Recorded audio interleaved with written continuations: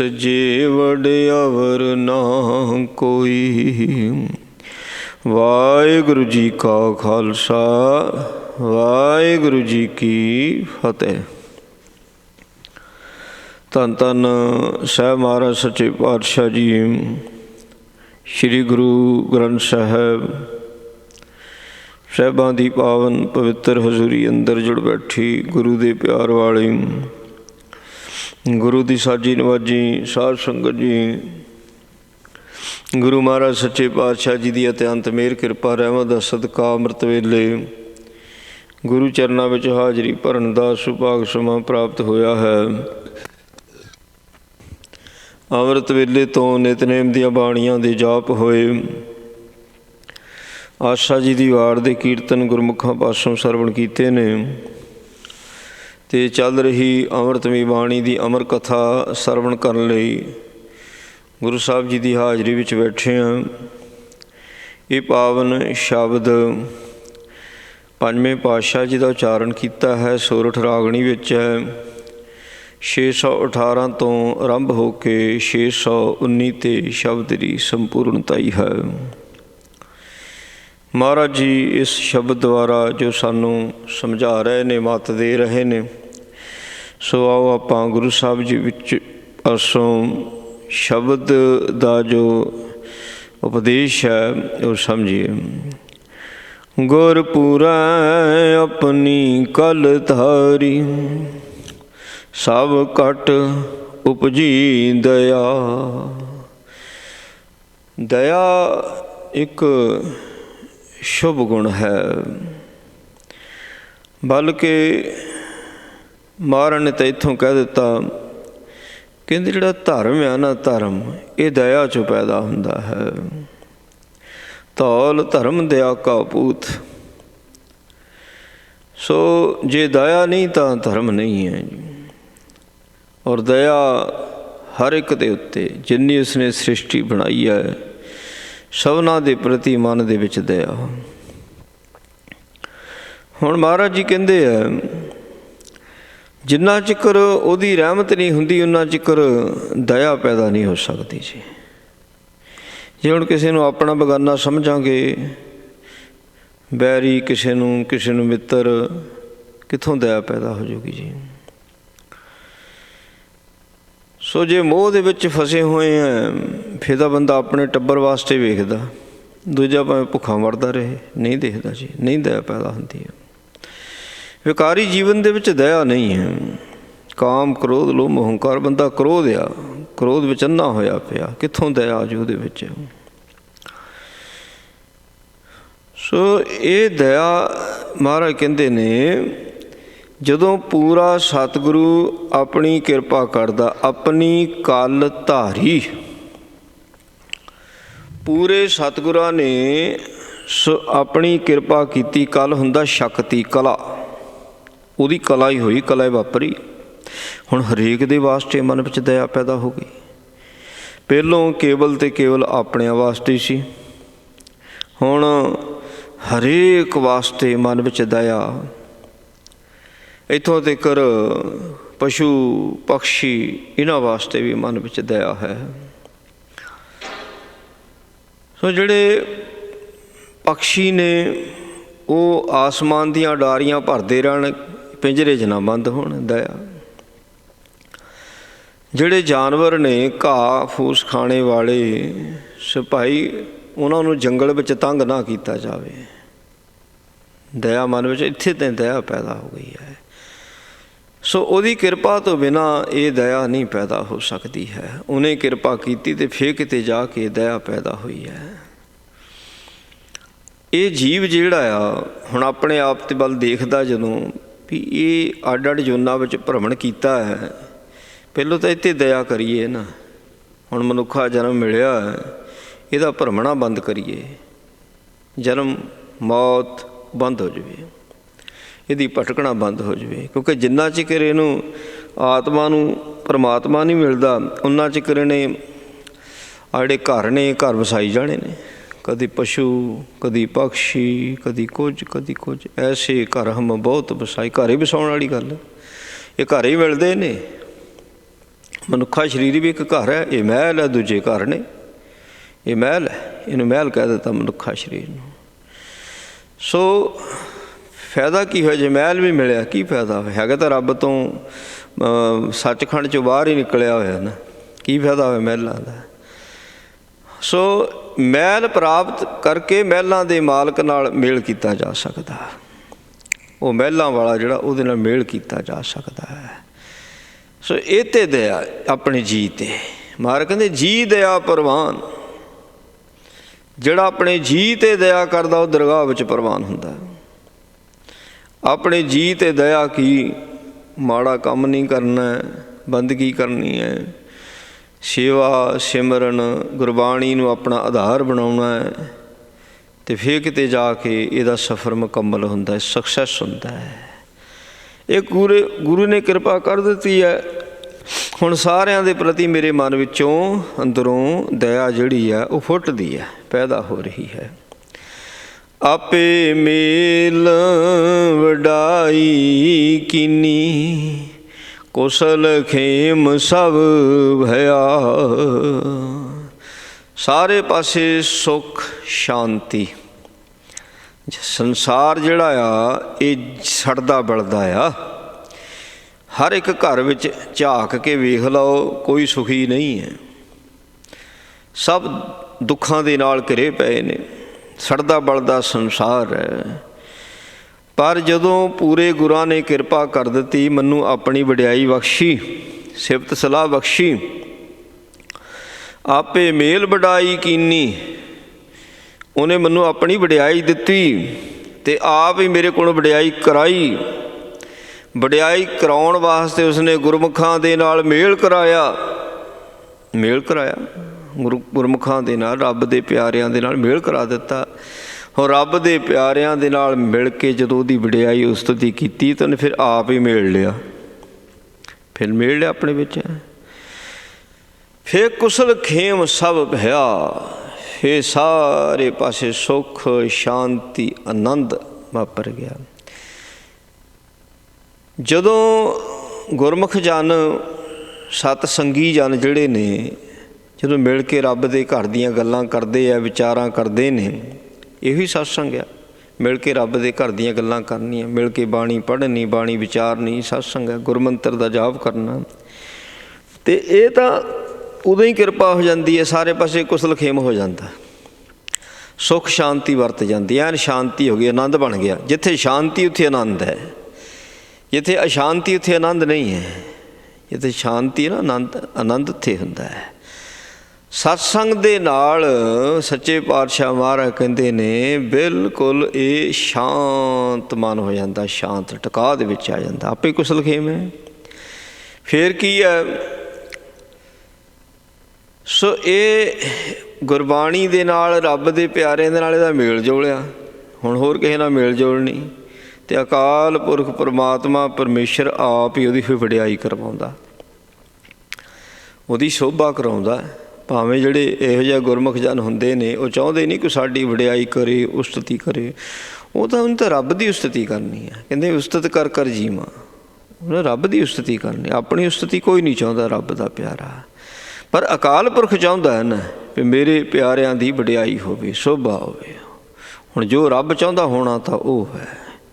ਆਪਣਾ ਚਿਤ ਵਿਆ ਹਰ ਕਰੇ, ਜੋ ਮੇਰੇ ਚਿਤ ਨਾ ਹੋਏ, ਉਹ ਫਿਰ ਕਰ ਦਿੰਦਾ ਹੈ।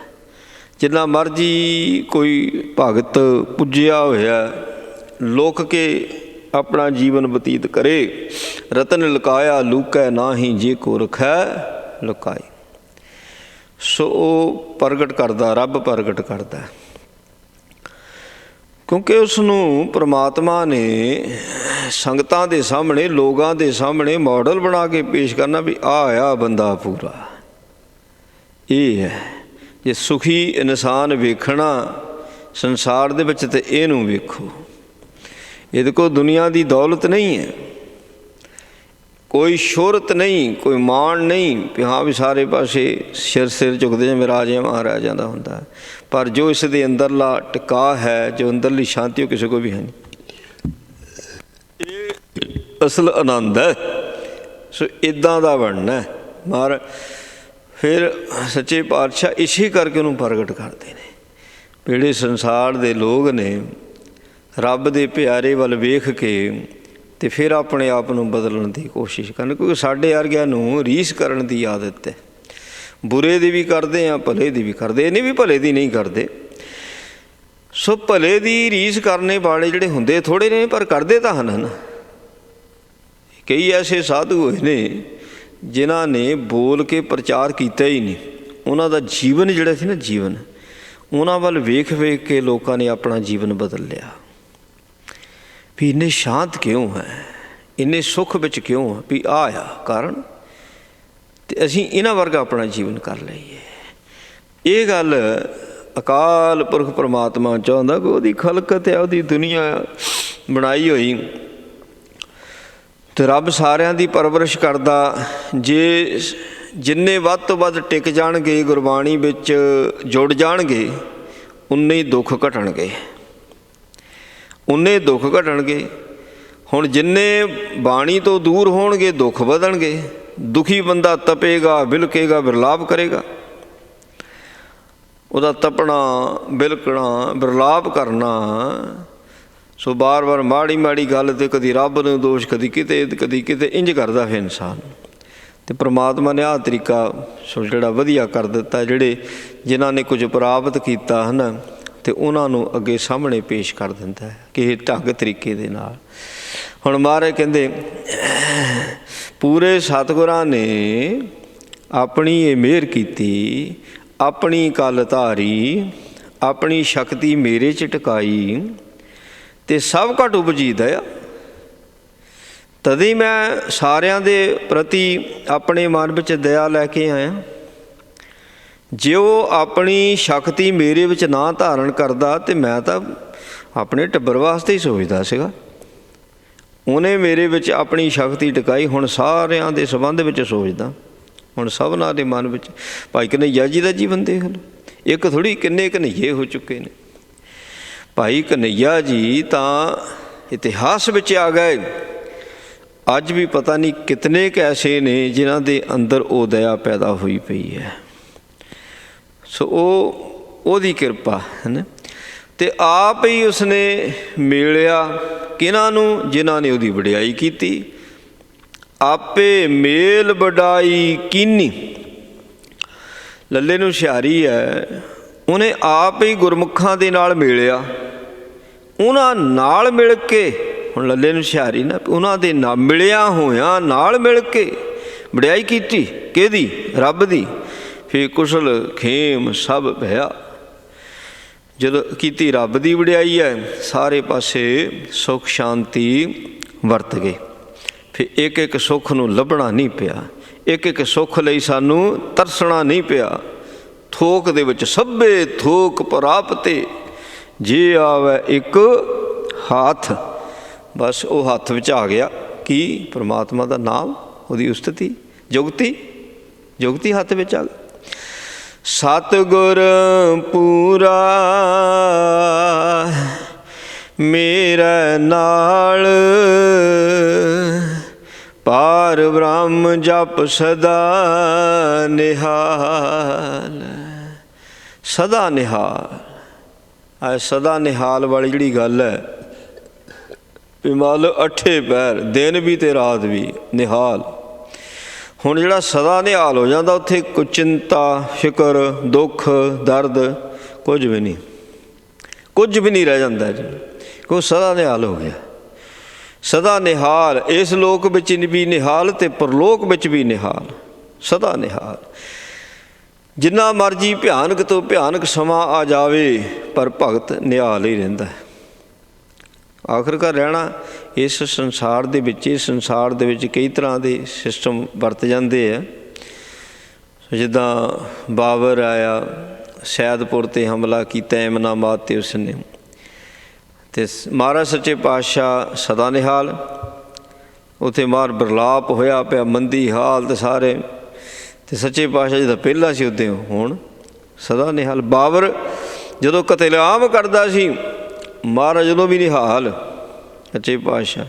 ਜਦੋਂ ਬਾਬਰ ਸਤਿਗੁਰਾਂ ਦੇ ਅੱਗੇ ਆਣ ਕੇ ਝੁਕਿਆ, ਉਦੋਂ ਵੀ ਨਿਹਾਲ। ਕੋਈ ਫਰਕ ਨਹੀਂ, ਅਵਸਥਾ 'ਚ ਕੋਈ ਫਰਕ ਨਹੀਂ, ਸਦਾ ਨਿਹਾਲ।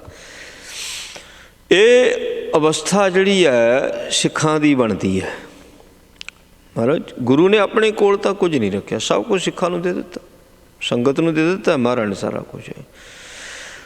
ਪਰ ਉਹ ਕਿਹਨੂੰ ਮਿਲਿਆ? ਮਹਾਰਾਜ ਕਹਿੰਦੇ ਜਿਹੜਾ ਇਹ ਸਮਝਦਾ ਵੀ ਸਤਿਗੁਰ ਪੂਰਾ ਮੇਰੇ ਨਾਲ ਹੈ, ਅੰਗ ਸੰਗ ਹੈ, ਅਤੇ ਫਿਰ ਗੁਰੂ ਨੂੰ ਨਾਲ ਲੈ ਕੇ, ਹੈ ਨਾ, ਗੁਰੂ ਨੂੰ ਨਾਲ ਲੈ ਕੇ ਪਾਰ ਬ੍ਰਹਮ ਜਪ, ਰੱਬ ਨੂੰ ਜਪਦਾ, ਜਾਂ ਕਰੋ ਜਪ ਜਪ ਪੱਪੇ ਪੱਪੇ ਨੂੰ ਸਿਹਾਰੀ। ਸੁਭਾਵ ਜਾਣ ਕੇ ਸਮਝ ਕੇ ਫਿਰ ਉਹਨੂੰ ਜਪਦਾ ਪਿਆ। ਕਿ ਗੁਰੂ ਨੂੰ ਕਿੱਦਾਂ ਜਾਣਿਆ ਜਾਂਦਾ, ਕਿੱਦਾਂ ਸਮਝਿਆ ਜਾਂਦਾ? ਉਹਦੇ ਗੁਣਾਂ ਨੂੰ ਜਾਣ ਲਓ। ਹੁਣ ਗੁਰੂ ਦੇ ਨਾਲ ਸਾਂਝ ਕਰਨੀ ਕਿੱਦਾਂ ਸਾਂਝ ਹੁੰਦੀ ਹੈ? ਸੋ ਗੁਰੂ ਦੇ ਗੁਣਾਂ ਦੀ ਸਾਂਝ ਕਰ ਲਓ, ਗੁਰੂ ਨਾਲ ਸਾਂਝ ਹੋ ਜਾਂਦੀ। ਸਾਂਝ ਕੀਜੈ ਗੁਣਾ ਕੇਰੀ, ਛੋੜ ਅਵਗੁਣ ਚੱਲੀਐ। ਗੁਰੂ ਦੇ ਗੁਣਾਂ ਦੀ ਸਾਂਝ ਕਰ ਲਓ, ਆਪਣੇ ਆਪ ਅਵਗੁਣ ਛੁੱਟ ਜਾਂਦੇ ਨੇ। ਜੇ ਗੁਰਾਂ ਦੇ ਗੁਣਾਂ ਦੀ ਸਾਂਝ ਕਰ ਲਓ, ਗੁਰੂ ਦੇ ਗੁਣਾਂ ਦੀ ਜਿਹੜੀ ਸਾਂਝ ਹੈ ਉਹ ਗੁਰਬਾਣੀ ਦੁਆਰਾ ਪ੍ਰਾਪਤ ਹੋ ਜਾਂਦੀ ਹੈ। ਮਹਾਰਾਜ ਕਹਿੰਦੇ ਜੇ ਤੁਸੀਂ ਚਾਹੁੰਦਾ ਮੇਰਾ ਜੀਵਨ ਹਮੇਸ਼ਾ ਹਮੇਸ਼ਾ ਲਈ ਖੁਸ਼ੀਆਂ ਭਰਿਆ ਹੋ ਜਾਵੇ, ਸਦਾ ਨਿਹਾਲ ਹੋ ਜਾਵਾਂ, ਕਹਿੰਦੇ ਪੂਰੇ ਗੁਰੂ ਨੂੰ ਨਾਲ ਲੈ ਕੇ ਫਿਰ ਬੰਦਗੀ ਕਰਿਆ ਕਰ, ਇਕੱਲਾ ਨਾ ਕਰਿਆ ਕਰ, ਇਕੱਲਾ ਨਾ ਕਰਿਆ ਕਰ। ਸੋ ਮਹਾਰਾਜ ਮੇਰੇ ਤੋਂ ਬਾਣੀ ਪੜ੍ਹਾਉਂਦੇ ਹੈ, ਸੱਚੇ ਪਾਤਸ਼ਾਹ ਮੇਰੇ ਤੋਂ ਵਾਹਿਗੁਰੂ ਜਪਾਉਂਦੇ ਹੈ। ਮਹਾਰਾਜ ਦਾ ਧਿਆਨ ਧਰ ਕੇ ਅਰਦਾਸ, ਅਰਦਾਸ 'ਚ ਕਹਿੰਦੇ ਨਹੀਂ, ਅਰਦਾਸ ਜਦੋਂ ਕਹਿੰਦੇ ਬੋਲੋ ਜੀ ਵਾਹਿਗੁਰੂ, ਸੋ ਆਪਾਂ ਤਾਂ ਕਹਿੰਦੇ ਗੁਰੂ ਦਾ ਧਿਆਨ, ਅਤੇ ਅਰਦਾਸ ਵਿੱਚ ਤਾਂ ਸਾਨੂੰ ਨਾ ਸ਼ਹੀਦਾਂ ਦਾ ਵੀ ਧਿਆਨ ਧਰ ਕੇ ਬੋਲੋ ਜੀ ਵਾਹਿਗੁਰੂ ਕਹਿਣ ਨੂੰ ਕਿਹਾ ਆ। ਸੋ ਜਿਨ੍ਹਾਂ ਨੇ ਚਰਖੜੀਆਂ ਦੇ ਉੱਤੇ, ਜਿਨ੍ਹਾਂ ਨੇ ਚਰਖੜੀਆਂ ਦੇ ਚੜ੍ਹੇ ਆ, ਆਰਿਆਂ ਨਾਲ ਚੀਰੇ ਆ, ਖੋਪਰੀਆਂ ਲਿਹਾਈਆਂ, ਤਿਨਾਂ ਦੀ ਕਮਾਈ ਦਾ ਧਿਆਨ ਧਰ। ਉਹ ਕਮਾਈਆਂ ਉਹਨਾਂ ਦੀਆਂ, ਅਤੇ ਸਭ ਤੋਂ ਵੱਧ ਕਮਾਈ ਕਿਹਦੀ ਹੈ? ਧੰਨ ਨਾਨਕ ਤੇਰੀ ਵੱਡੀ ਕਮਾਈ, ਸਭ ਤੋਂ ਵੱਡੀ ਕਮਾਈ ਗੁਰੂ ਦੀ ਹੈ। ਅਤੇ ਗੁਰੂ ਦਾ ਧਿਆਨ ਧਰ ਕੇ ਫਿਰ ਜਪਣਾ ਚਾਹੀਦਾ ਨਾ। ਫਿਰ ਦੇਖੋ ਕਿੱਦਾਂ ਕਿਰਪਾ ਹੁੰਦੀ ਹੈ, ਫਿਰ ਸਦਾ ਨਿਹਾਲ ਵਾਲਾ ਕੰਮ ਹੁੰਦਾ। ਪਾਤਸ਼ਾਹ ਕਹਿੰਦੇ ਰਹਾਓ ਅੰਤਰ ਬਾਹਰ ਥਾਨ ਥਨੰਤਰ, ਚਤ ਕਤ ਭੇਖੋ ਸੋਈ। ਜਿਹੜੇ ਸਦਾ ਨਿਹਾਲ ਗੁਰਮੁਖ ਜਨ ਹੋ ਜਾਂਦੇ ਉਹਨਾਂ ਦੀ ਇਹ ਅਵਸਥਾ ਆ। ਜਿਹੜੇ ਗੁਰੂ ਨੂੰ ਨਾਲ ਲੈ ਕੇ ਬੰਦਗੀ ਕਰਦੇ ਨੇ, ਗੁਰੂ ਦਾ ਧਿਆਨ ਧਾਰਨ ਕਰਕੇ ਬੰਦਗੀ ਕਰਦੇ ਨੇ। ਬੰਦਗੀ ਕੀ ਆ? ਪਾਠ ਕਰਨਾ, ਵਾਹਿਗੁਰੂ ਕਰਨਾ, ਮੂਲ ਮੰਤਰ ਜਪਣਾ, ਇਹ ਬੰਦਗੀ ਹੈ। ਅਤੇ ਗੁਰੂ ਦਾ ਧਿਆਨ ਧਰ ਕੇ ਬਾਣੀ ਪੜ੍ਹਦੇ। ਪਾਠ ਦਰਸ਼ਨ ਦੀਦਾਰ, ਪਾਠ ਕਰਾਂਗੇ ਤਾਂ ਦਰਸ਼ਨ ਦੀਦਾਰ ਹੈ, ਪਾਠ ਕਰਾਂਗੇ ਤਾਂ ਦਰਸ਼ਨ ਦੀਦਾਰ ਹੈ। ਜੇ ਪਾਠ ਨਹੀਂ ਕਰਦੇ ਫਿਰ ਦਰਸ਼ਨ ਦੀਦਾਰ ਨਹੀਂ ਹੈ। ਸੋ ਜਿਹੜਾ ਅਸਲੀ ਦਰਸ਼ਨ ਦੀਦਾਰ ਨੇ ਉਹ ਹੈ ਬਾਣੀ ਦੇ ਵਿੱਚੋਂ, ਬਾਣੀ ਦੇ ਵਿੱਚੋਂ ਦਰਸ਼ਨ ਦੀਦਾਰ ਹੁੰਦੇ ਨੇ ਗੁਰੂ ਦੇ। ਬਲਕਿ ਦਸਾਂ ਹੀ ਪਾਤਸ਼ਾਹੀਆਂ ਦੇ ਦਰਸ਼ਨ ਦੀਦਾਰ ਸਾਨੂੰ ਬਾਣੀ ਦੇ ਵਿੱਚੋਂ ਹੁੰਦੇ ਨੇ। ਪਰ ਹੁਣ ਇਹ ਬਾਣੀ ਪੜ੍ਹ ਕੇ ਹੀ ਹੈ, ਬਾਣੀ ਸਮਝ ਕੇ ਹੈ। ਕਹਿੰਦੇ ਅੰਤਰ ਤੇ ਬਾਹਰ, ਅੰਦਰ ਵੀ ਤੇ ਬਾਹਰ ਵੀ। ਫਿਰ ਥਾਨ ਥਨੰਤਰ, ਥਨੰਤਰ ਨੂੰ ਜਦੋਂ ਤੁਸੀਂ ਸੰਗਿਆ ਕਰੋ, ਕਹਿੰਦੇ ਥਾਨ ਥਾਨ ਅੰਤਰ। ਸੋ ਭਾਵ ਫਰਕ ਰਹਿ ਹੀ ਨਹੀਂ ਜਾਂਦਾ ਹੈ ਜੀ। ਸੋ ਜ਼ਰੇ ਜ਼ਰੇ ਦੇ ਵਿੱਚ ਕੌਣ ਹੈ? ਉਹ ਪਰਮਾਤਮਾ। ਜ਼ਰੇ ਜ਼ਰੇ ਵਿੱਚ ਕੋਈ ਜਗ੍ਹਾ ਖਾਲੀ ਹੈ ਹੀ ਨਹੀਂ, ਕੋਈ ਜਗ੍ਹਾ ਖਾਲੀ ਹੈ ਹੀ ਨਹੀਂ। ਉਸ ਤੋਂ ਬਿਨਾਂ ਕਹਿੰਦੇ ਜਤ ਕਤ ਪੇਖੋ ਸੋਈ। ਇਹ ਅਵਸਥਾ ਆ ਇੱਕ, ਜਦੋਂ ਅਵਸਥਾ ਤਿੰਨਾਂ ਗੁਣਾਂ ਤੋਂ ਉੱਪਰ ਉੱਠਦਾ ਨੇ, ਚੌਥੇ ਵੱਲ ਜਾਂਦਾ ਹੈ। ਅਤੇ ਉਸ ਅਵਸਥਾ ਵਿੱਚ ਇਹ ਇੱਦਾਂ ਇਹਨੂੰ ਮਹਿਸੂਸ ਹੁੰਦਾ ਜਤ ਕਤ। ਜਤ ਹੁੰਦਾ ਜਿੱਥੇ ਕਿੱਥੇ ਦੇਖੋ ਸੋਈ। ਮੈਂ ਜਿੱਥੇ ਕਿੱਥੇ ਵੀ ਦੇਖਦਾ ਮੈਨੂੰ ਉਹ ਦਿਸ ਰਿਹਾ ਹੈ। ਸੋ ਜਦੋਂ ਤਿੰਨਾਂ ਗੁਣਾਂ ਤੋਂ ਉੱਪਰ ਉੱਠਿਆ, ਚੌਥੇ ਵਿੱਚ ਗਿਆ, ਇਹ ਅਵਸਥਾ ਬਣ ਗਈ। ਫਿਰ ਅੰਤਰ ਬਾਹਰ ਵੀ ਕੀ ਘਰ ਕੀ ਬਾਹਰ, ਘਰ ਬਾਹਰ ਤੇਰਾ ਪ੍ਰਵਾਸਾ, ਤੂੰ ਜਨ ਕਹਿ ਸੰਗ। ਜੈ ਜਾਈਏ ਤਹਾਂ ਸਹਿਲੇ, ਤੂੰ ਜਿੱਥੇ ਜਾਣਾ ਰੱਬ ਤੇਰੇ ਨਾਲ, ਜਿੱਥੇ ਜਾਣਾ। ਸੋ ਇਹ ਅਵਸਥਾ ਬਣ ਜਾਂਦੀ ਅਸਲ ਦੇ ਵਿੱਚ। ਸੋ ਜਿਹਨੂੰ ਆਪਾਂ ਨਾਲ ਲੈ ਕੇ ਜਾਣਾ ਨਾ, ਉਹਨੂੰ ਫੋਨ ਕਰਾਂਗੇ, ਆਵਾਜ਼ ਤਾਂ ਮਾਰਨੀ ਨਾ ਵੀ ਚੱਲ ਵੀ ਮੇਰੇ ਨਾਲ। ਜਿਹਨੂੰ ਆਵਾਜ਼ ਮਾਰਾਂਗੇ ਉਹੀ ਨਾਲ ਚੱਲੇਗਾ, ਦੂਜਾ ਥੋੜ੍ਹੀ ਚੱਲੂ। ਕਿਹੜਾ ਵੀ ਮੈਨੂੰ ਤਾਂ ਕਿਹਾ ਹੀ ਨਹੀਂ, ਇੱਦਾਂ ਹੁੰਦੀ ਹੈ। ਫਿਰ ਜਿਹੜਾ ਮਨੁੱਖ ਹੈ ਜਿਹਨੂੰ ਅਸੀਂ ਆਵਾਜ਼ ਮਾਰਾਂਗੇ, ਹੋ ਸਕਦਾ ਕੋਈ ਟਾਈਮ ਹੀ ਨਾ ਹੋਵੇ, ਮਨਾ ਕਰ ਦੇ ਵੀ ਮੇਰੇ ਕੋਲ ਅੱਜ ਟਾਈਮ ਨਹੀਂ, ਤੂੰ ਪਹਿਲੋਂ ਦੱਸਣਾ ਸੀ। ਸੋ ਕਈ ਤਰ੍ਹਾਂ ਦੇ ਇਹ ਸਿਸਟਮ ਹੋ ਜਾਂਦੇ ਆ।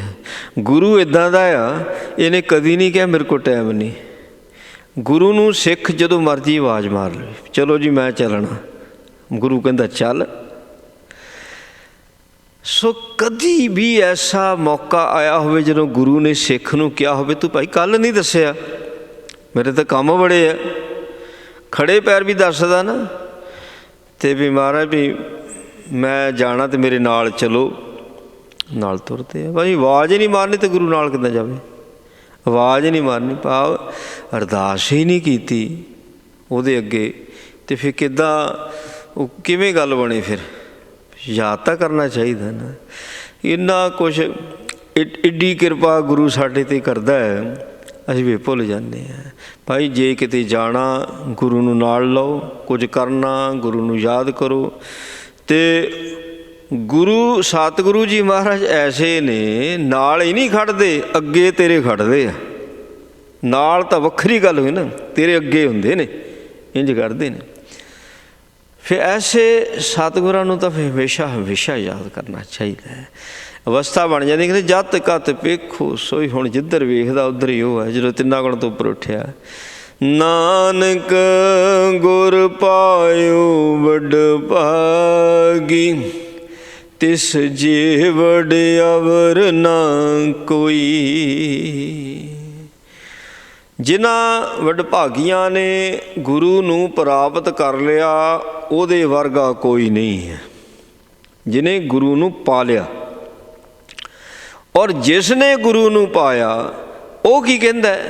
ਉਹ ਕਹਿੰਦਾ ਗੁਰੂ ਵਰਗਾ ਕੋਈ ਨਹੀਂ ਹੈ।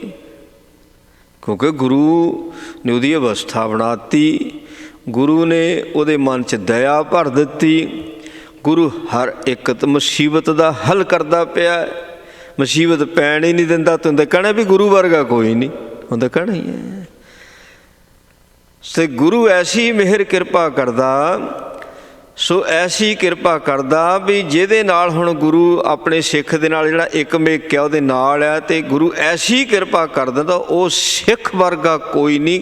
ਸੋ ਉਹ ਸਾਰੇ ਸੰਸਾਰ ਵਿੱਚ ਉਹਦੀ ਵਡਿਆਈ ਫੈਲਾਉਂਦਾ। ਸਾਰੇ ਕਹਿੰਦੇ ਵੀ ਇਹ ਗੁਰਸਿੱਖ ਵਰਗਾ ਨਹੀਂ ਕੋਈ ਹੋਣਾ, ਕਹਿਣਾ ਵਡਿਆਈ ਕਰਦੇ ਆ, ਚੰਗੇ ਦੀ ਚੰਗੀ ਗੱਲ ਹੀ ਕਰਨੀ। ਉਹ 'ਚ ਚੰਗਿਆਈ ਕਿਹਨੇ ਭਰੀ ਹੈ? ਗੁਰੂ ਨੇ ਭਰੀ ਹੈ। ਜਿਹੜੀ ਚੰਗਿਆਈ ਭਰੀ ਗੁਰੂ ਨੇ ਭਰੀ ਹੈ। ਅਤੇ ਫਿਰ ਸਾਰੇ ਕਹਿੰਦੇ ਵੀ ਇਹਦੇ ਵਰਗਾ ਕੋਈ ਨਹੀਂ, ਇਹਦੇ ਵਰਗਾ ਕੋਈ ਨਹੀਂ।